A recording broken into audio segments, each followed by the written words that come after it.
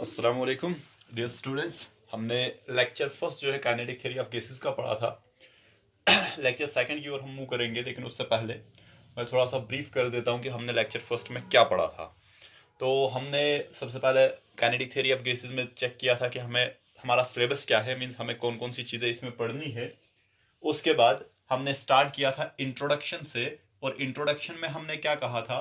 Introduction में हमने कहा था कि काइनेटिक थ्योरी ऑफ गैसेस जो है वो प्रपोज किसने की है। और आप जानते हो कि हमने 3 साइंटिस्ट के नाम लिए हुए थे, जिसमें कि सबसे ज्यादा कंट्रीब्यूशन मैक्सवेल का था, फिर बोल्ट्जमैन एंड देन गिब्स। तो हमने कहा था कि kinetic theory of gases it was proposed और developed by Maxwell and Boltzmann. Second जो मेन चीज है कि kinetic theory of gases explains the behaviour of gas. Means ये जो थ्योरी हमारे पास है, ये गैस के बिहेवियर को समझाने के लिए हमारे पास आई है, काइनेटिक थ्योरी ऑफ गैसेस। और फिर हमने फाइनली कहा था इंट्रोडक्शन में, it gives the microscopic interpretation of macroscopic properties.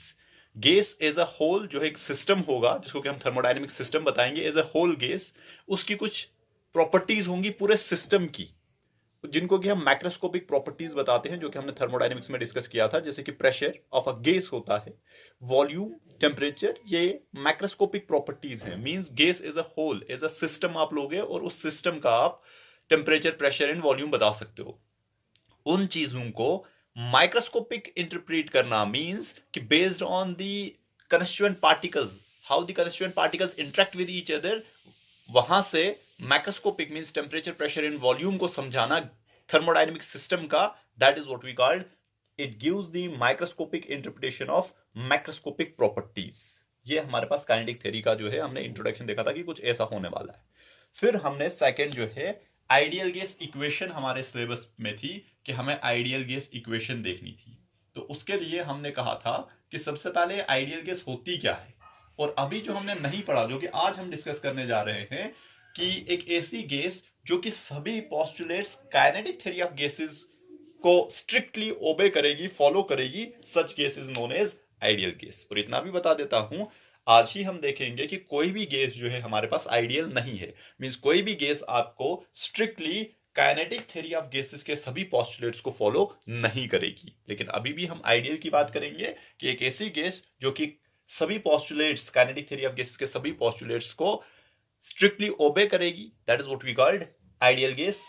And the equation that relates the pressure, volume and temperature of an ideal gas is what we called ideal gas equation. और जो हमारे पास equation आई थी, हमने कहा था PV divided by T जो है that is constant. ये आइडियल गैस के लिए कांस्टेंट रहेगा। This is the equation of an ideal gas.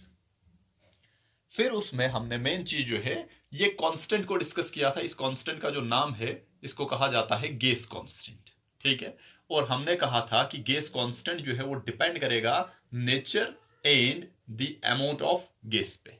और अगर हम अमाउंट ऑफ गैस को फिक्स करें 1 मोल, तो हमारे पास जो गैस कांस्टेंट होगा हमारे पास वो कहलाएगा यूनिवर्सल गैस कांस्टेंट, जिसको कि हम आर से रिप्रेजेंट कर रहे हैं। मैं फिर से रिपीट कर रहा हूं, अगर हम अमाउंट ऑफ गैस को फिक्स कर लें equal to 1 mole, then this gas constant is known as universal gas constant. और इसको हम डिफाइन कर सकते हैं P into V, that is product of pressure and volume, that is work done. और हमने क्या कहा है, per unit this T is temperature, ये तो वहीं पर रहेगा टेम्परेचर। और हमने कहा कि गैस कांस्टेंट को कब जाके capital R means universal gas constant कहा जाएगा, when we take 1 mole, that means per mole of a 1 मोल, और पर मोल की बात करेंगे ऑफ गैस। तो ये हमारे पास गैस कांस्टेंट बन जाता है, यूनिवर्सल गैस कांस्टेंट, जिसको हम बताते हैं work done per unit mole per unit temperature, जिसको कि हमने जूल्स पर मोल पर केल्विन हमने कहा था इसका यूनिट है। और इसकी वैल्यू हमारे पास आ रही थी 8 STP, it is equal to 8.314, आप लिख सकते हो 31 जूल्स पर मोल पर केल्विन, इसको हमने कहा था। सेकेंड, अगर हम amount of substance, sorry amount of gas को कहेंगे इट इज फॉर 1 मोल, अगर हम कहेंगे कि 1 मोल है तो कुछ ऐसा होगा। एन मोल होगा तो अकॉर्डिंगली, देखो यहां पहले हम इक्वेशन लिख देते हैं। अगर 1 मोल है तो इक्वेशन बनेगी, ध्यान से देखना, इक्वेशन बनेगी PV divided by T is equal to R। इसी को हम लिख सकते हैं PV is equal to RT। अगर n मोल्स की बात करेंगे तो हमने कहा था कि PV is equal to nRT, number of mole से मल्टीप्लीकेशन करेंगे, ये एक इक्वेशन थी। लेकिन ये कब था? जब हम अमाउंट ऑफ सब्सटेंस को, अमाउंट ऑफ गैस को इन टर्म्स ऑफ मोल्स लेंगे। अगर हम आइडियल गैस इक्वेशन का जो अमाउंट है वो 1 ग्राम कर देते हैं, 1 ग्राम अगर हम कर देते हैं, फॉर 1 ग्राम क्या होगा, तब जाके हमारे पास जो गैस कांस्टेंट है ये कहलाएगा specific gas constant and it is represented by small r. ये चीजें हमने डिस्कस की हुई है, जस्ट रिपीट कर रहा हूं बिकॉज वहां पे भी हम थोड़ा तेजी से चले थे टाइम की वजह से। तो ये हमारे पास आर है, स्पेसिफिक गैस कांस्टेंट, और कब जाके हम गैस कांस्टेंट को स्पेसिफिक गैस कांस्टेंट कहेंगे, जब हम अमाउंट ऑफ सब्सटेंस जो है, अमाउंट ऑफ गैस जो है 1 ग्राम कंसिडर करेंगे। तो तब जाके हमारी जो इक्वेशन है, ये जो इक्वेशन है PV divided by T that is equal to R when we have 1 gram. अगर हमारे पास m ग्राम है तो मैं बता सकता हूं फॉर 1 ग्राम हमारे पास होगा PV divided by T is equal to small r।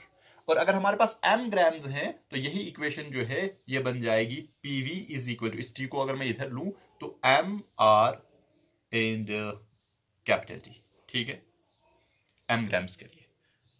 ये क्लियर है? तो ये हमारे पास एक और इक्वेशन है m small r, this is specific gas constant, और यहां से हम रिलेशन हमने निकाला था कि हमारा जो ये स्मॉल r है, स्पेसिफिक गैस कांस्टेंट जो है, हमने चेक किया था, it is capital R means universal gas constant divided by m। तो ये m जो है हर एक गैस के लिए डिफरेंट होगा, जो molecular mass of the gas होगा, तो अकॉर्डिंगली ये R जो है ये वेरी करेगा with the nature of gas. But this capital R, ये तो अमाउंट पे हमने 1 मोल फिक्स कर दिया, तो इसकी वैल्यू एक फिक्स हो गई। Pressure, volume and temperature fix कर लो तो हमारे पास R जो है ये कैपिटल R की वैल्यू, यूनिवर्सल गैस कांस्टेंट की वैल्यू जो है नेचर ऑफ अ गैस पे डिपेंड नहीं करेगी, हर गैस के लिए जो है वो सेम रहेगा ये R की वैल्यू। तो इसलिए ये ज्यादा इंपॉर्टेंट है as compare to this, because हर गैस के लिए हमें यहाँ पे अलग वैल्यू मिलेगी, लेकिन यहां पे जो है एक ही वैल्यू फॉर ऑल गैसेस मिलेगी अगर हमारे पास प्रेशर, वॉल्यूम एंड टेम्परेचर जो है वो सेम होंगे। एंड फाइनली, ये तो फर्स्ट था, ये सेकंड था, मैं जल्दी में आ रहा हूं। तो फिर हमारे पास थर्ड था Boltzmann constant. And Boltzmann constant के लिए हमने क्या कहा था, ये तो पहला, ये सेकंड, और फिर हमने कहा था कि अगर हमारे पास ओनली 1 मॉलिक्यूल है, 1 मॉलिक्यूल ऑफ अ गैस, अगर 1 मॉलिक्यूल है तो तब जाके हमारे पास अमाउंट ऑफ गैस जो है 1 मॉलिक्यूल, तब जाके हमारे पास जो ये गैस कांस्टेंट है ये कहलाता है हमारे पास, ये एक इंपॉर्टेंट रिलेशन है, इसको भी ध्यान देना। अगर हमारे पास 1 मॉलिक्यूल ऑफ अ गैस है तो तब जाके ये गैस कांस्टेंट जो है ये कहलाता है हमारे पास बोल्ट्जमैन कांस्टेंट, जिसको कि हम K विद स्मॉल b लिख देते हैं, सबस्क्रिप्ट में b लिख देते हैं, और सिंपली K लिखोगे, ओके, नो प्रॉब्लम। तो हमारे पास जो इक्वेशन बनी थी वो बनेगी PV divided by T for 1 molecule of a gas, that this constant then is known as Kb। तो ये हमारे पास इक्वेशन थी।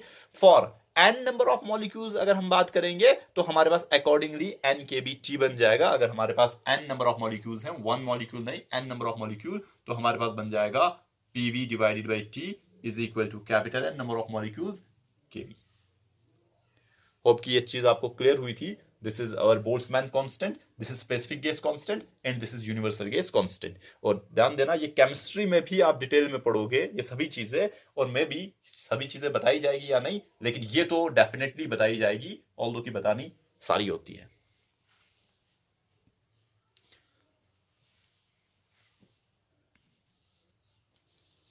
ये कुछ चीजें बोर्ड पर नहीं आ रही थी जो अभी तक हमने डिस्कस किया, अब ये एडजस्ट हो गया तो आप इसको नोट कर सकते हो। ये चीजें जो है ऑल्दो की हमने पहले भी पढ़ी हुई है फर्स्ट लेक्चर में। अब जो है आज का जो लेक्चर होगा वो होगा, सबसे पहले हम काइनेटिक थ्योरी ऑफ गैसेस के पोस्टुलेट्स दैट इज अजम्पशंस को ही देखेंगे। तो यहां पे मैं आपको एक चीज बता देता हूं कि ये जो R, small r and this Kb हमने पढ़ा, ये 3 चीजें आपके पास आ गई जो मैं यहां पे लिख देता हूं, capital R, small r and this Kb। इसमें ये दो इंपॉर्टेंट है, universal gas constant and Boltzmann constant. ये तो गैस पे डिपेंड कर रहा है इसलिए हम इसको ज्यादा यूज नहीं करते, लेकिन आपको पता होना चाहिए इनके डायमेंशन और इनके यूनिट्स जो हैं आप निकाल के दोगे। ऑल्दो कि हमने भी कहा, लेकिन ट्राई कर लो कि हमने डायमेंशन एनालिसिस पढ़ा हुआ है, वहां पे ये टर्म्स शायद आपके लिए कुछ अलग लग रही होती, लेकिन अब आपको इन सभी की डेफिनेशंस मिल गई है, आप इन चीजों को जो है इनके डायमेंशंस इन यूनिट्स निकाल सकते हो। तो ये आपके लिए काम, जस्ट प्रैक्टिस कर लो। और ये जो हमारे पास Kb की वैल्यू थी, जैसे हमने R कहा that is capital R divided by M, similarly हमारे पास ये जो केबी है, ये हमने कहा था this is capital R divided by Avogadro's number, और इसकी जो वैल्यू हमने देखी थी that is 1.38 into 10⁻⁻23 joules per kelvin. Hope कि ये क्लियर हुआ होगा आपको, बिकॉज ये जो है हमारे पास ये नंबर ऑफ मॉलिक्यूल्स है, तो नंबर ऑफ मॉलिक्यूल्स इंक्लूड नहीं किया जाएगा, तो this is PV that is work done means joules per kelvin. अभी तक जो हमने देखा ये लास्ट लेक्चर का रिव्यू था। अब जो हमने देखना है that is postulates of kinetic theory of gases. मैं लिख देता हूं पहले इसको। अब हमारे पास postulates of kinetic theory of gases है। मैं यहाँ पे लिखूंगा नहीं पोस्टुलेट्स, बट बताऊंगा, जहां पे समझाने की जरूरत होगी वो भी बता देता हूँ। ये कुछ पोस्टुलेट्स हमारे पास हैं, या फिर आप बता सकते हो एजम्पशंस हैं काइनेटिक थ्योरी ऑफ गैसेस की। और हमने कहा जो भी गैस जो है इन सभी पोस्टुलेट्स को जो भी हम देखेंगे उनको स्ट्रिक्टली फॉलो करेगी, ओबे करेगी, ऐसी गैस को हम आइडियल गैस नाम देंगे। और साथ में यह भी कहा कि कोई भी गैस जो है हमारे पास रियल जो है वो आइडियल नहीं है, मीन सभी इन पोस्टुलेट्स को फॉलो नहीं करेगी, तो इसलिए हमारा बिहेवियर जो है वो आइडियल से अलग होगा। तो सबसे पहले हम बात करेंगे कि जो गैस है, गैस के मॉलिक्यूल, गैस जो है वो बनी होगी लार्ज नंबर ऑफ मॉलिक्यूल्स की। मींस कोई भी आप गैस का सिस्टम लो वो कंसिस्ट करेगी लार्ज नंबर ऑफ मॉलिक्यूल्स। जैसे मैं यहां पे बता देता हूं, लेट इट बी कि हमारे पास ये एक सिलेंडर है और इसमें गैस है, तो गैस के क्या होंगे, बहुत सारे मॉलिक्यूल्स होंगे, लार्ज नंबर ऑफ मॉलिक्यूल्स। चलो भाई हमने कुछ बना लिए, ये हमारे पास गैस के मॉलिक्यूल्स हैं, ये गैस का सिस्टम है। और हम किसकी बात करेंगे अभी, आइडियल की, मींस हम पोस्टुलेट्स की बात करेंगे। तो हम जो पोस्टुलेट्स बताएंगे हम कहेंगे कि ये गैस मॉलिक्यूल्स वैसे ही हैं। तो पहला जो हम बता सकते हैं कि जो हमारी गैस है it consist of large number of molecules. लेकिन उन मॉलिक्यूल्स की खास बात क्या होगी, वो गैस के molecules means this is one molecule, second, third, fourth, ये जो गैस के मॉलिक्यूल्स होंगे इनमें प्रॉपर्टी होगी कि ये perfectly rigid and perfectly elastic spheres होंगे। पहला पोस्टुलेट हम यही बताएंगे। ऑल्दो कि अगर आप परफेक्टली रिज्ड कहोगे काम खत्म, इलास्टिक वो खुद से फिर होंगे, बिकॉज जो परफेक्टली रिज्ड बॉडी होगी वही परफेक्टली इलास्टिक भी होगी। वो हम पहले पढ़ेंगे, मतलब हमारे कुछ चैप्टर्स हैं जहां पे हमें ये चीजें पढ़नी है। रिज्ड बॉडी मोशन जो ही हम पढ़ेंगे तो वहां पे रिज्ड बॉडी का कंसेप्ट आएगा। यहाँ पे जस्ट थोड़ा सा मैं बता देता हूँ कि इसका क्या मतलब है। पहला पोस्टुलेट हम बता सकते हैं कि गैस, सिस्टम ऑफ गैस जो हमारे पास होगा, या गैस जो है it consist of large number of molecules and the molecules of the gas are perfectly rigid and perfectly elastic spheres. हम स्फीयर्स इनको कंसीडर करेंगे। अब ये परफेक्टली रिज्ड कहने का क्या मतलब है कि अगर हमारे पास ये एक गैस मॉलिक्यूल है, आप इसके ऊपर कुछ भी कर लो, ये डिफॉर्म होने वाला नहीं है। मींस ये जो मैं कहूंगा कि ये बना हुआ है कुछ ऐसा, फर्दर कुछ ये ऐसा है, इस पे आप यहां से फोर्स अप्लाई कर लो, यहां से जहां कहीं से भी फोर्स अप्लाई कर लो, ये अपनी रिलेटिव पोजीशन को चेंज नहीं करेंगे। मींस अगर दो या जिसका ये बना होगा गैस मॉलिक्यूल खुद जिसका बना होगा, अगर वो उनके बीच का डिस्टेंस r होगा, आप कुछ भी कर लो इस पे, तो इसका डिस्टेंस हमेशा r ही होगा। मींस कि जिस पार्टिकल के फर्दर जो फंडामेंटल पार्टिकल्स होंगे गैस मॉलिक्यूल्स के, जिसका वो बना होगा, उनकी रिलेटिव पोजीशन चेंज नहीं होगी। सिंपली मैं अभी जो है इसमें टेक्निकल टर्म्स यूज नहीं करूंगा, रिलेटिव पोजीशन, मैं सिंपली कहूंगा कि आप कितनी भी फोर्स इस पे अप्लाई कर लो, इसकी शेप कभी भी चेंज नहीं होगी। That is what we called perfectly rigid. जैसे अगर मैं यहां पे एक बलून लूंगा, मैं यहां से फोर्स अप्लाई करूंगा, यहां से फोर्स अप्लाई करूंगा, क्या होगा, ये बलून जो है डिफॉर्म होगा, ऐसा होगा ना, कुछ ऐसा इसका। लेकिन परफेक्टली रिज्ड कहने का मतलब कि ये ऑब्जेक्ट है, आप इस पे कोई भी फोर्स अप्लाई कर लो, इसमें कोई भी डिफॉर्मेशन नहीं आएगी, zero deformation. That is what we call perfectly rigid. और जो बॉडी परफेक्टली रिज्ड होगी वो परफेक्टली इलास्टिक होगी। मींस कि वो अपनी शेप जो है रिगेन करेगी। जब आप ये फोर्स रिमूव करोगे तो ये अपनी ओरिजिनल शेप पे वापस आएगी। That is what we called elastic, perfectly elastic, completely अपनी ओरिजिनल शेप पे वापस आएगी। जब हमने कहा कि रिज्ड है, परफेक्टली रिज्ड है, अपनी शेप को चेंज ही नहीं करेगी, जब फोर्सेस रिमूव करोगे तो ये तो अपनी ही शेप पे रहेगी ना, मींस कि ये अपनी ओरिजिनल शेप पे ही रहेगी, मींस ये साथ में इलास्टिक, परफेक्टली इलास्टिक भी होगी। हाँ, अब सिर्फ इतना ध्यान देना है कि जो ये गैस मॉलिक्यूल्स हैं हम उनको कंसीडर करेंगे कि उनकी ज्योमेट्रिकल शेप क्या होगी, वो एक स्फेरिकल शेप के होंगे, perfectly rigid and perfectly elastic. Hope कि आपको ये थोड़ा बहुत पता चल गया होगा कि परफेक्टली रिज्ड मींस कि वो अपनी शेप चेंज नहीं करेंगे, एंड परफेक्टली इलास्टिक मींस कि जब आप उन पे फोर्सेस रिमूव करोगे तो वो अपनी ओरिजिनल शेप को रिगेन करेंगे, जबकि वो पहले ही बता रहे हैं रिज्ड है, वो चेंज ही नहीं करेंगे, तो रिगेन ही रिगेन होगा वहां पे। और साथ में हम कंसिडर करेंगे कि ये इलास्टिक स्फीयर्स की फॉर्म में होंगे। पहला पोस्टुलेट। सेकेंड, ये तो एक आइडियल कंडीशन है, perfectly rigid and perfectly elastic spheres, तो हम बता ही रहे हैं, आइडियल केस की बात कर रहे हैं। तो होप कि ये पहला पोस्टुलेट जो है आपको क्लियर हुआ होगा। सेकंड पोस्टुलेट की जो हम बात करेंगे, मेन पोस्टुलेट है, तो ध्यान देना, मैं बता रहा हूं, आप सुन लेना। The volume of a gas is negligible as compare to the volume of a gas molecule. Gas molecule की बात करेंगे, volume of a gas molecule, ये गैस मॉलिक्यूल है, ये एक मॉलिक्यूल, ये दूसरा मॉलिक्यूल, इसका जो वॉल्यूम होगा, volume of a gas molecule is negligible as compare to the volume of a gas, पूरे सिस्टम का, जिसको कि मैं शॉर्ट में ऐसा लिख सकता हूं, volume of gas molecule is small, very small as compare to volume of a gas as a whole. अब इसका क्या मतलब है? अगर मेरे पास सिर्फ दो पार्टिकल्स है ना गैस के, गैस कंप्राइज कर रही है दो पार्टिकल्स की, ये जो दो पार्टिकल्स हैं, जितनी भी आप इनको स्पेस दोगे, ये उस पूरी स्पेस में घूमेंगे, ये इधर जाएगा, ये इधर जाएगा, ये इधर जाएगा, ये इधर, जो भी आपको स्पेस इसको दोगे। मींस गैस एक सिस्टम की बनी हुई है, सॉरी, ये गैस जो है हमारे पास पूरा एक सिस्टम जो है दो मॉलिक्यूल्स का बना हुआ है, ये वन एंड ये सेकेंड। लेकिन मैं इनको जितनी भी मैं बता रहा हूं, जितनी भी आप इनको स्पेस दोगे, ये इस पूरी स्पेस को ऑक्युपाई करेंगे। तो गैस का वॉल्यूम जो है वो पूरी स्पेस होगा, लेकिन जो मॉलिक्यूल्स का स्पेस वॉल्यूम होगा वो खाली इतना सा होगा, ये छोटा सा, जैसे इतनी पूरी स्पेस है कंटेनर की, मैंने कुछ मॉलिक्यूल्स बनाए हुए हैं, तो ये जो मॉलिक्यूल्स हैं ये इस पूरी स्पेस को ऑक्युपाई करेंगे। As compare to the total gas, the volume of single molecule that is negligible. This is the second postulate. In main postulate, volume of a gas molecule is negligible as compared to the volume of a gas.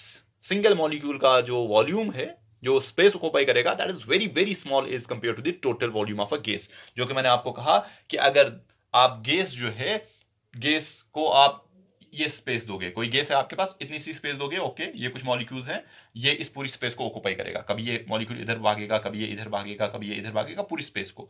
अब same gas को इतनी सी space दोगे, ये भी occupy करेगा, इसी gas को और ज्यादा स्पेस दोगे, ये वो भी ऑक्युपाई करेगा। मींस कि जो गैस का वॉल्यूम है वो बहुत ज्यादा होता है एज कंपेयर टू जो इसके कंस्टिट्यूएंट पार्टिकल्स का है, गैस मॉलिक्यूल्स की जो हम बात करेंगे वो बहुत ही कम होता है। This is the second postulate, जिसको मैंने मैथमेटिकली लिखा, volume of gas molecule is small as compare to the volume of the gas.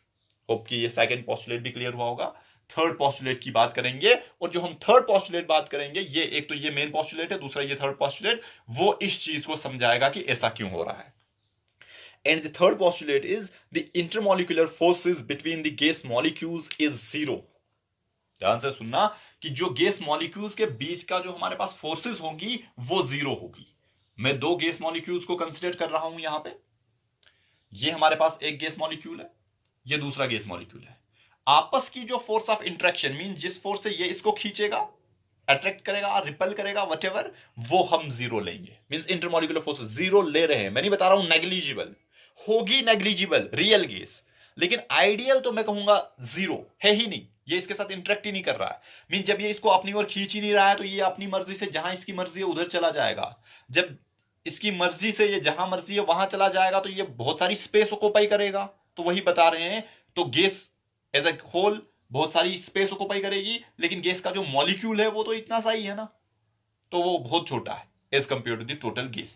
ठीक है, तो इन दो के बीच की जो फोर्स ऑफ अट्रैक्शन है और फोर्स ऑफ रिपल्शन है, means interactive force, intermolecular force जिसको हम बताएंगे, one molecule and second molecule बीच की जो फोर्स होगी, अगर गैस आइडियल है, जो कि मैं बता रहा हूं काइनेटिक थ्योरी ऑफ गैसेस बता रही है कि इन दोनों के बीच की जो फोर्स ऑफ इंटरेक्शन है दैट इज जीरो। एक ही जगह हमने फोर्स को कंसीडर करना है कि इंटरमॉलिक्यूलर फोर्सेस है when these two particles collide with each other. जब ये एक दूसरे के साथ कोलाइड करेंगे तो उस वक्त हमें फोर्स कंसीडर करनी है। उस वक्त हम कहेंगे हाँ ये इसके ऊपर कुछ फोर्स अप्लाई कर रहा है, ये इसके ऊपर कुछ फोर्स अप्लाई कर रहा है। ड्यूरिंग कोलिजन की बात होगी तो तब हमें फोर्स कंसीडर करनी है as per kinetic theory of gases. Otherwise अगर ये एक दूसरे को कोलाइड नहीं कर रहे हैं, मींस कोलिजन नहीं हो रहा, तो हम कहेंगे कि इनके बीच की जो इंटरमॉलिक्यूलर फोर्सेस है दैट इज जीरो। जो मैंने बिगनिंग में, अगर आपको याद होगा, सॉलिड जो है वो क्लोजली पेग्ड होते हैं। क्लोजली पेग्ड मींस उनकी इंटरमॉलिक्यूलर फोर्सेज जो हैं वो बहुत ज्यादा है, इसीलिए वो क्लोजली पेग्ड होते हैं। लिक्विड में थोड़ी सी कम, इसलिए वो फ्री मूव करते हैं। गैसेस में जीरो, तो हम कहेंगे बिल्कुल फ्री मूव करेंगे, कोई रिस्ट्रिक्शन नहीं होगी। तो मैं फिर से इस पोस्टुलेट को रिपीट कर रहा हूं, the intermolecular forces between the gas molecules is zero accept during collision. Only during collision हमें फोर्स को कंसिडर करना है। अब यहां पे भी बच्चे कंफ्यूज हो जाते हैं, हमेशा दिमाग में रखते हैं ये पोस्टुलेट सुनने के बाद, वो बताते हैं कि ये एक दूसरे के साथ कोलाइड करेंगे, ओके नो प्रॉब्लम, सही है। लेकिन कोलिजन सिर्फ इतना नहीं है कि ये इसके साथ कोलाइड करेगा, बल्कि जिस कंटेनर में आप इसको रखोगे ना, ये मॉलिक्यूल इसकी वॉल्स के साथ भी जो है कोलाइड करेगा। तो वो प्रेशर हमें चेक करना पड़ता है कि ये गैस मॉलिक्यूल जो है, ये गैस जो है एज अ होल पूरे हमारे पास बाउंड्री को, मींस कंटेनर पे क्या प्रेशर एक्सर्ट कर रही है। वो होगा जब ये इसके साथ कोलाइड करेगा। ड्यूरिंग कोलिजन फोर्स को लेना है, पर यूनिट एरिया करेंगे तो वो हमारे पास प्रेशर आ जाएगा। ठीक है, तो कोलिजन हमारे पास between the molecules as well as with the walls of the container भी लिया जाता है, और वो कोलिजन जो है, कोलिजन के दौरान हमें फोर्स को कंसिडर करना पड़ता है। तो फिर से रिपीट कर देता हूं। Number 1, gas consist of large number of molecules and the molecules of gas are perfectly rigid and perfectly elastic spheres. Volume of a gas molecule is negligible as compared to the volume of a gas. And third postulate हमने कहा कि intermolecular forces is zero. Intermolecular forces is zero between the gas molecules. Intermolecular बता रहा हूं, between the gas molecules except during collision के दौरान आपको intermolecular force जो है वो कंसीडर करनी है। ये 3 मेन पोस्टुलेट्स है काइनेटिक थ्योरी ऑफ गैसेस। और भी बहुत सारे पोस्टुलेट्स हम डिस्कस करेंगे, मैं बता देता हूं आपको, लेकिन ये 3 पोस्टुलेट जो है ये मेन है।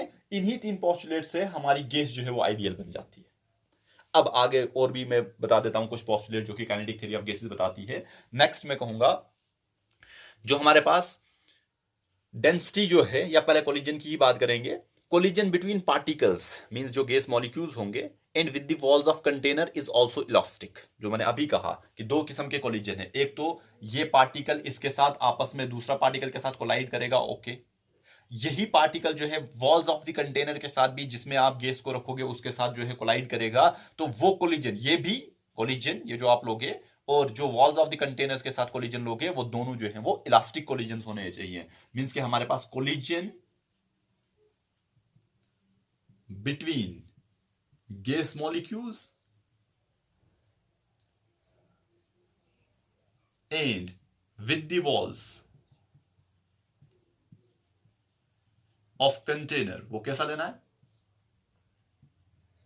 is elastic। अब इलास्टिक कोलिजन यहां पे सिर्फ इतना बता सकता हूं बिकॉज ये हमारे पास एक चैप्टर है वर्क पावर एनर्जी, जिसमें कि आपने कोलिजन को डिटेल में डिस्कस करना है। तो यहां पे सिर्फ इतना बता देता हूं, elastic collision means there is no loss,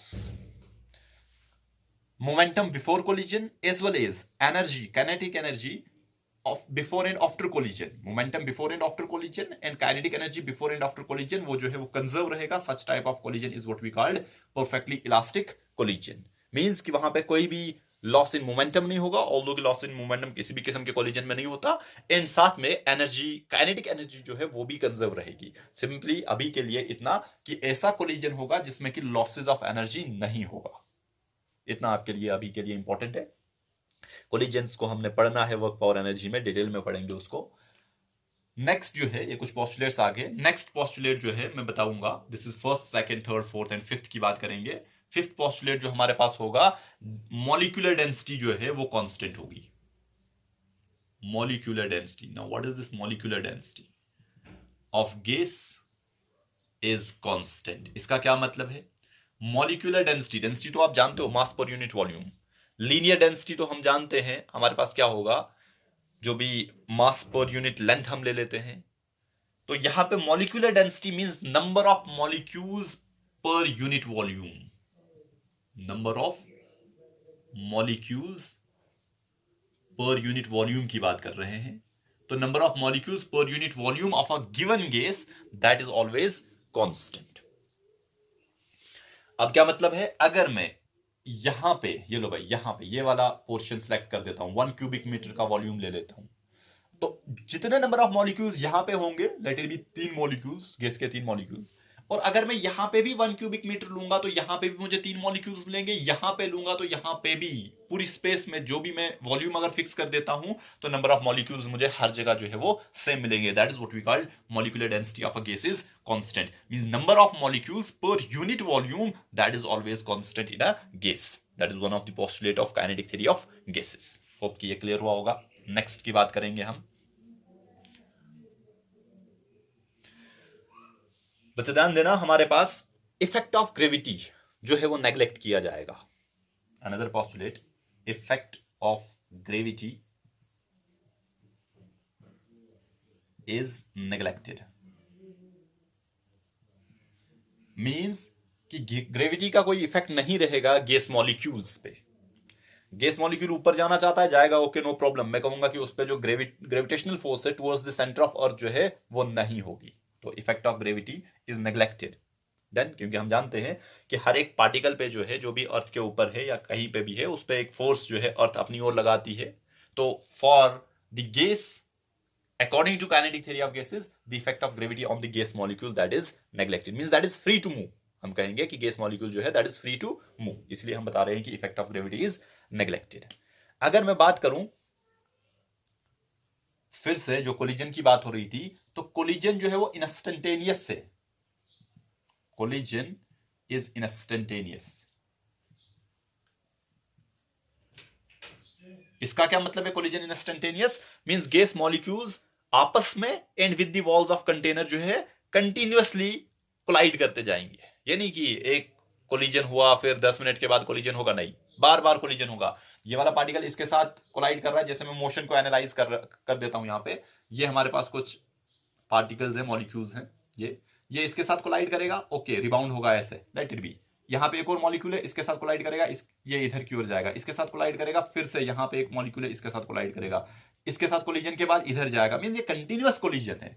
and अगर वॉल्स हैं तो इधर कोलिजन करने के बाद इधर वॉल्स के साथ कोलाइड करेगा, वहां से रिबाउंड होगा, यहां पे एक और पार्टिकल इसको मिलेगा जो कि यहां से घूम के आ रहा होगा, तो इसके साथ कोलाइड करेगा। तो ये कोलिजन जो है ये इंस्टेंटेनियस है, because motion of the gas जो है, गैस मॉलिक्यूल जो है वो रैंडम होगा, कंटिन्यूअस एंड रैंडम मोशन।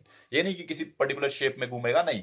ये वाला गैस मॉलिक्यूल, जैसे मैंने यहां पे कहा, अगर मैं इसी गैस मॉलिक्यूल का मोशन शो करूं तो कभी इधर जा रहा है, कभी इधर जा रहा है, कभी इधर जा रहा है, कभी इधर जा रहा है, कभी इधर, कभी इधर, कभी इन कंटिन्यूअस एंड रैंडम मोशन में गैस मॉलिक्यूल्स होंगे। हर एक मॉलिक्यूल ऐसा ही होगा, तो कोलिजन जो है वो कंटिन्यूअस कोलिजन होगा। अब मोशन की बात कर रहे हैं, सच में मोशन क्या होगा? तो हम कहेंगे motion of the molecule. Next postulate की बात करता हूं।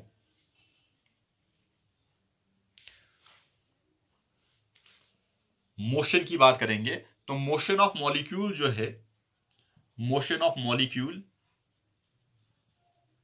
Of a gas is straight line. It is straight line between any two collisions. अभी अगर आपने चेक भी किया होगा, जब मैं दो कोलिजन्स के बीच की जो लाइन ड्रा कर रहा था वो एक स्ट्रेट लाइन थी। तो ये पार्टिकल ऐसे घूमा, इसके साथ कोलाइड किया, पहला कोलिजन ये इधर गया ना, कोलिजन के बाद लेट इट बी ये इधर चला गया, ये वाला पार्टिकल, इस वाले पार्टिकल इसके साथ कोलाइड किया, ये इधर, ये पता नहीं कहीं और, इधर पे एक और पार्टिकल इसको मिला, इसके साथ कोलाइड किया तो ये इधर आ गया। तो चेक कर लो, बिटवीन टू कोलिजन्स की जब बात मैं कर रहा हूं तो बिटवीन टू कोलिजन्स का जो मोशन ऑफ मॉलिक्यूल में ले रहा हूं that is straight line between two collisions. तो ध्यान से देखना, यहां पे एक टर्म आ जाती है जिसको हम बताते हैं mean free path. Mean free path, ये हमने आगे जाके पढ़ना भी है, इसकी वैल्यू को कैलकुलेट करना है। What is this mean free path? हम जानते हैं गैस का मॉलिक्यूल जो है वो कंटिन्यूअस कोलिजन करेगा, कंटिन्यूअस मोशन में रहेगा, और बिटवीन एनी टू कोलिजन्स वो स्ट्रेट लाइन जो है हम कंसिडर करेंगे कि स्ट्रेट लाइन मोशन जो है फॉलो करेगा। तो यहां पे दिस मीन फ्री पाथ जो है, it is the average distance travelled by the gas molecule during successive collisions. Means यहां पे इसने कुछ एक कोलिजन, ये लेंथ L1, इधर ये लेंथ L2, ये इधर कोलिजन L3, तो ये जो average distance travelled by the molecule, gas molecule during successive collision, that is what we called mean free path. मैं फिर से रिपीट कर रहा हूं, एवरेज डिस्टेंस, इधर अलग होगा इधर अलग होगा, हर कोलिजन में अलग अलग डिस्टेंस, तो हम कौन सा डिस्टेंस कंसीडर करेंगे, तो उसको हम नाम दे देते हैं mean free path, means average distance travelled by the gas molecule during successive collision, that is what we called mean free path. And second term जो है इसी के साथ है, दैट इज रिलैक्सेशन टाइम। जो हमारे पास रिलैक्सेशन टाइम है वो क्या होता है, कोलिजन कंटिन्यूअस हो रहा है, average time between two successive collisions is what we called relaxation time. Means कि हमें डिस्टेंस निकालना होगा between distance travelled by the gas molecule, that is what we called mean free path, that is average distance travelled by the gas molecule during successive collision. बहुत सारे collisions ले लो, उनमें से check कर लो कि एवरेज डिस्टेंस क्या रहा। And relaxation time, what is relaxation time? It is the average time between two successive collisions. Means कि ये आपको बताएगा कि collision जो है गैस मॉलिक्यूल कितने टाइम के बाद कर रहा है, तो वो तो एवरेज ही निकलेगा ना। यहाँ पे लेट इट बी 0.5 सेकंड्स लेगा, यहाँ पे 0.3 सेकंड्स लेगा, इस कोलिजन के लिए 0.1 सेकंड लेगा। हम कौन सा टाइम कहेंगे कि कब ये कोलाइड कर रहा है, गैस मॉलिक्यूल्स कंटिन्यूअसली कब कोलाइड कर रहे हैं, तो हम इन सभी का एवरेज लेंगे, that is what we called relaxation time. तो ये दो टर्म्स आपको पता होनी चाहिए, mean free path, what is mean free path, average distance between the gas molecules during successive collision, average distance traveled by the gas molecule during successive collision. And what is relaxation time? It is the average time between two successive collisions. Hope कि ये clear हुआ होगा। तो एक और final postulate पे मैं खत्म कर देता हूं, ऑल्दो कि आपको इतने पोस्टुलेट्स नहीं बताए जाते हैं, कुछ ही पोस्टुलेट्स बताए जाते हैं, हमने पूरे को डिस्कस किया ऑलमोस्ट। तो मैं बताऊंगा कि बच्चा ध्यान देना, हमारे पास जो मोशन ऑफ गैस मॉलिक्यूल्स है ये रैंडम, जो मैंने अभी कहा था, रैंडम एंड कंटिन्यूअस मोशन होता है, random and continuous motion. Gas molecules are in random and continuous motion. इससे क्या होगा, हम कहेंगे कि एवरेज वेलोसिटी जो है that is zero. Average velocity की बात कर रहे हैं, हमारे पास एवरेज वेलोसिटी जो है वो हम कंसिडर करते हैं जीरो। मैं नहीं बता रहा हूं वेलोसिटी, मैं बता रहा हूं एवरेज वेलोसिटी जो हम कंसिडर करेंगे that is zero. Why? Because मैं कहूंगा कि एक कोलिजन इधर गया, इधर इसकी वेलोसिटी इधर की ओर थी, इसके साथ कोलाइड करके इधर चला गया, जितना ये पॉजिटिव था उतना नेगेटिव होगा, तो एवरेज वेलोसिटी जो है हम लेते हैं दैट इज जीरो। ये भी हमारे पास एक आइडियल केस है कि एवरेज वेलोसिटी हम जीरो ले रहे हैं। रैंडम एंड कंटिन्यूअस मोशन की मदद से जो कोई पर्टिकुलर वेलोसिटी हम नहीं बताते हैं कि गैस मॉलिक्यूल की कोई पर्टिकुलर वेलोसिटी है, बल्कि जो एवरेज वेलोसिटी जो है ऑफ द होल सिस्टम वो हम कंसिडर करते हैं that is zero. These were the postulates of kinetic theory of gases. Hope कि आपको ये कुछ क्लियर हुआ होगा। अब हमारा मेन पोर्शन जो है, ये पोस्टुलेट्स आप केमिस्ट्री में भी पढ़ोगे, मैं बता रहा हूं अब कितने पोस्टुलेट्स पढ़ाए जाएंगे, कैसे पढ़ाए जाएंगे वो आप वहीं पे देखोगे, लेकिन जो इनका कंसेप्ट होगा वो नहीं बदलेगा, कंसेप्ट यही होगा। अब इसको थोड़ा सा, मैंने जो बिगिनिंग में कहा था कि पोस्टुलेट्स तो हमने कहे, और हमने ये भी कहा एक गैस जो कि ये सभी पोस्टुलेट्स को फॉलो करेगी, इन सभी पोस्टुलेट्स को फॉलो करेगी, उसी को हम नाम देंगे आइडियल गैस। लेकिन साथ में इतना भी बता रहा हूं कि कोई भी गैस हमारे पास एग्जिस्ट नहीं करती है जो इन सभी पोस्टुलेट्स को स्ट्रिक्टली ओबे करेगी। तो इसलिए हमारे पास कोई भी गैस जो है वो आइडियल नहीं है। जो गैस हमें मिलेगी that is what we called real gas. तो अगर कोई भी गैस आइडियल नहीं है तो ये इक्वेशन जो है PV by T is equal to constant, ये फॉलो नहीं होगी। तो फिर कौन सी इक्वेशन फॉलो होगी उसको हम थोड़ा डिस्कस कर देते हैं। हमने कहा कि कोई भी गैस जो है वो स्ट्रिक्टली सभी पोस्टुलेट्स ऑफ काइनेटिक थ्योरी को जो है फॉलो नहीं करेगी, मींस कोई भी गैस जो है हमारे पास आइडियल नहीं होगी, मींस आइडियल गैस जो है हमें नहीं मिलेगी।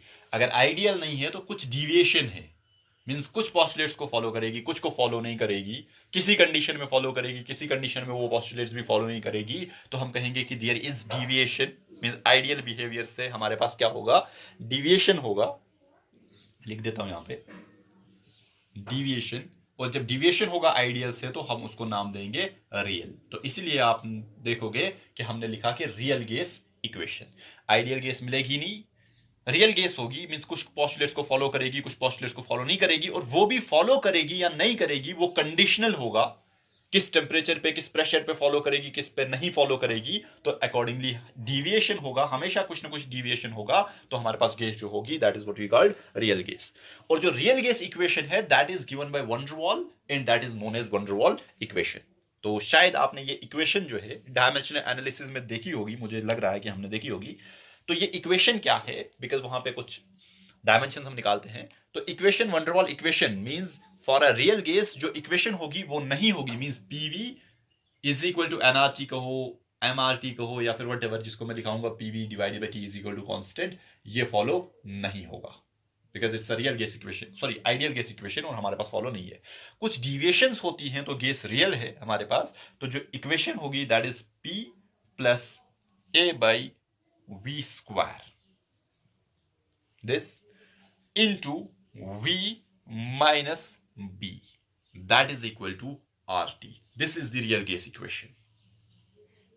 और क्या आपको केमिस्ट्री में पढ़ाया जाएगा रियल गैस इक्वेशन हमारे पास। और हमने डायमेंशन एनालिसिस में कहा था कि निकाल लो by dimension A and B के, और सिंपल सा था, हमने कहा था कि this P is pressure, this P is pressure, A is van der Waals constant, दो कांस्टेंट यहां पे हैं, एक ए एंड दूसरा बी जो है, these are van der Waals constants, A and B are van der Waals constants. This V is volume of a gas, this R is universal gas constant, and this T is temperature of the gas. ठीक है, and this A and B they are van der Waals constants, mean जो deviation होगी ये हमारे पास बताएंगे कि real gas, sorry ideal gas जो है वो कितना डिविएट होगी और हमारे पास कोई एक रियल गैस मिलेगी। होप कि ये इक्वेशन आपने देखी होगी पहले, मुझे याद है जहां तक हमने चेक किया था, हमने ए एंड बी के डायमेंशन निकाले थे। और कैसे निकाले थे, हमने कहा था प्रिंसिपल ऑफ होमोजेनिटी अप्लाई करके बी के जो डायमेंशन होंगे वो सेम होंगे is that of V, because volume के साथ वॉल्यूम ही डिडक्ट किया जा सकता है या ऐड किया जा सकता है, जो कि प्रिंसिपल ऑफ होमोजेनिटी है। और फिर हमने थोड़ा सा इसको सॉल्व करके और ए के डायमेंशंस भी निकाल लिए थे। तो this is the van der Waals equation, this is equation for real gas where this is pressure, this is volume, this A and B they are van der Waals constant, R and T, ये सभी चीजें हमने पढ़ी हुई हैं। अब यहां पे खास चीज क्या है, ये आप केमिस्ट्री में इसको थोड़ा सा और डिटेल में देखोगे, पार्शियल प्रेशर की बात की जाती है, वहां पे सैचुरेटेड वेपर्स की बात की जाती है, तो वो उन्हीं के लिए रखेंगे। हम यहाँ पे बस इतना बता देते हैं कि ये हमारे पास गैस जो है आइडियल नहीं मिलेगी, means kinetic theory of gases के पोस्टुलेट्स को फॉलो नहीं करेगी, तो कुछ ना कुछ डिविएशन शो करेगी, तो वो गैस जो है रियल गैस कहलाएगी।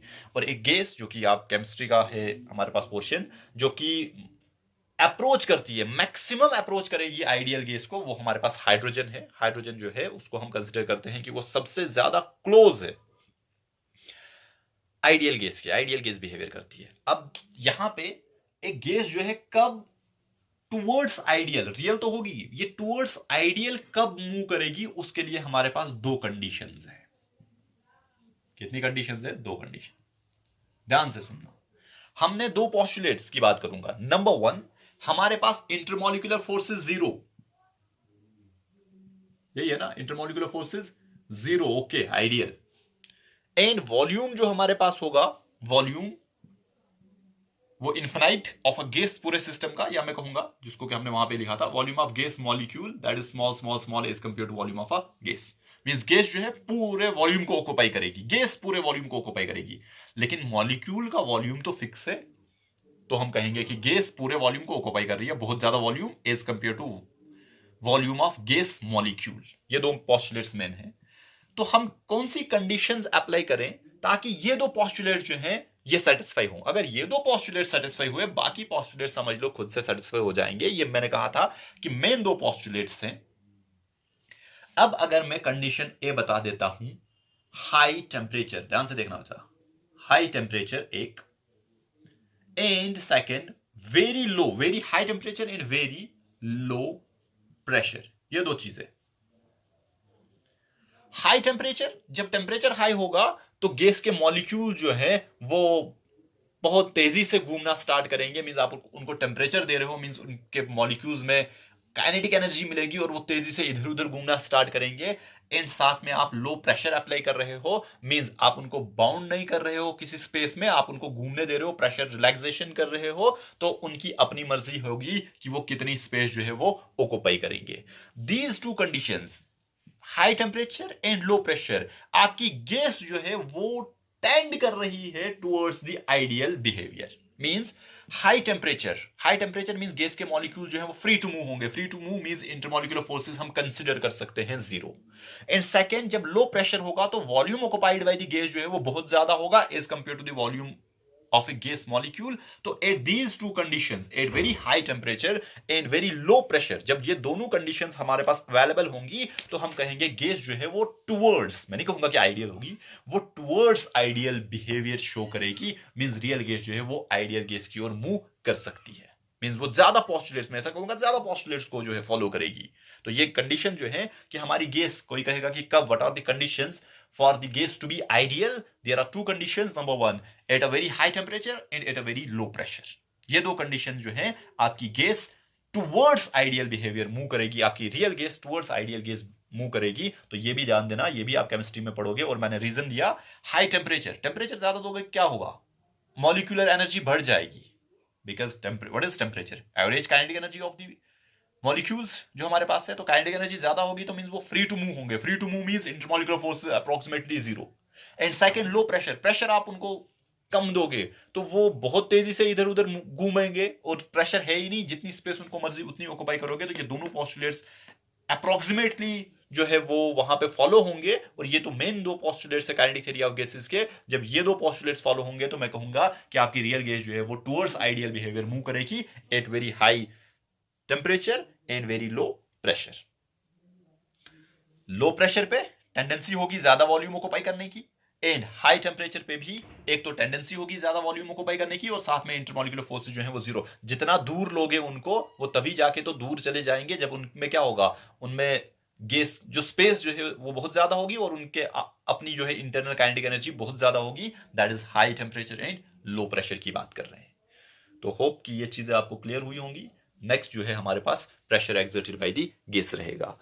और आपको लेक्चर्स रैंडमली मिल रहे हैं बिकॉज मैं आउट ऑफ स्टेशन ही होता हूं, तो जब भी मुझे टाइम मिल रहा है तो मैं लेक्चर्स बना देता हूं। होप कि ये क्लियर हुआ होगा।